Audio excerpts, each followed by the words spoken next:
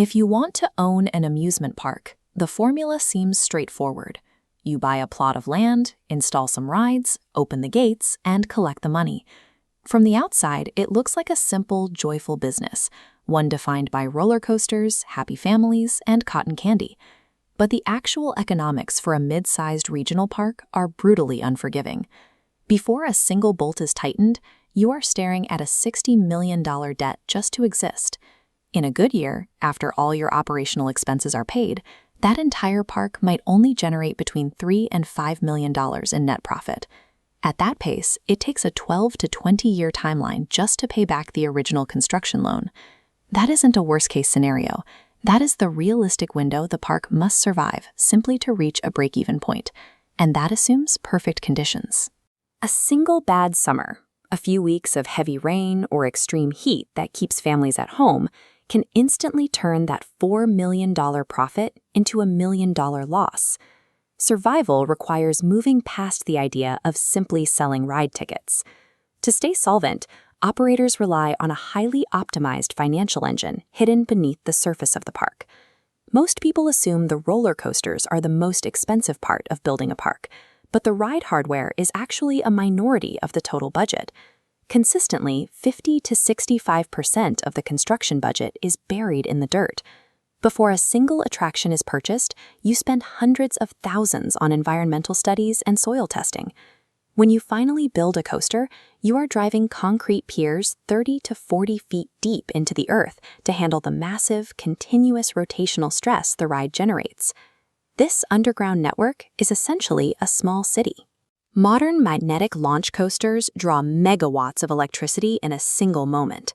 Without building a dedicated industrial power substation, you would cause brownouts in the surrounding neighborhood every time a train launched.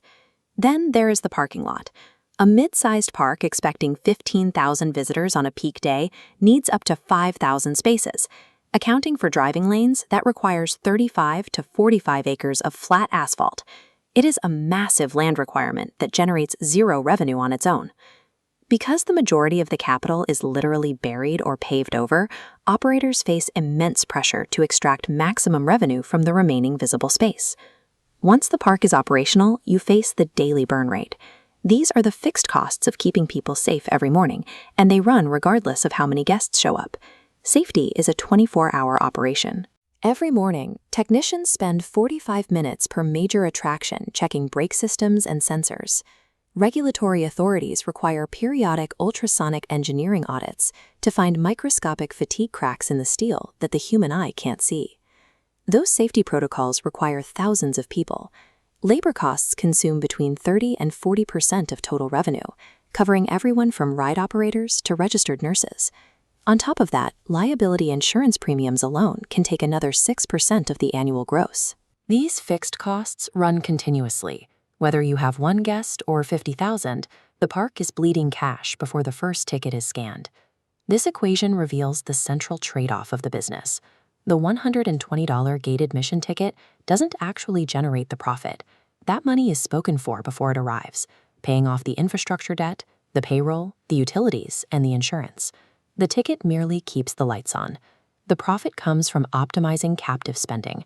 A $7 fountain soda costs pennies in syrup and water, yielding gross margins exceeding 85%. A $12 bag of popcorn is even more efficient. Then there is the line skip pass. Guests will pay up to $400 for a digital wristband to bypass the queue. Since the ride, the staff, and the infrastructure are already paid for, the marginal cost of that sale is near zero. The profit margin on these passes routinely exceeds 90%. Merchandise follows the same logic. A generic plush toy costs a few dollars wholesale, but with a proprietary character on it, it retails for $35. You are leveraging the emotional context of the guest's visit to sell a memory at a steep premium. From this perspective, the multi-million-dollar roller coasters are loss leaders. They exist to bring guests inside a highly optimized, high-margin spending ecosystem. But even a perfect engine faces a psychological limit. Human beings habituate to thrills. The 10th time someone rides your signature coaster, it's routine. This is known as attraction fatigue, and it makes old rides lose their drawing power. To fight this decay, parks must reinvest 3 to 7% of their gross revenues every year. The industry standard requires adding a major headline ride every 3 to 5 years, just to maintain baseline attendance. This is why parks use shoulder season events like Halloween festivals. These events attract a younger demographic that spends heavily on specialty food and merchandise, providing the cash flow needed to fund that endless reinvestment cycle. If a park stops this cycle of multi-million-dollar expansions, attendance drops and pricing power weakens. Failing to reinvest triggers a financial death spiral that is very difficult to escape. For the most successful parks, the business model eventually shifts from a day trip destination into a multi-day resort. On-site hotels extend the park's geographic reach, pulling in vacationers from across the country rather than just the immediate region. They also act as a financial shock absorber. When a thunderstorm closes the outdoor rides, hotel guests stay inside the resort and keep spending.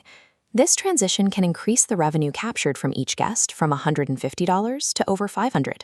The next time you buy a fast pass or a collectible cup, you're interacting with a business where every square foot of land and every second of airtime is calculated for a singular economic purpose. The magic might be real, but the engineering required to sustain it is brutally unforgiving.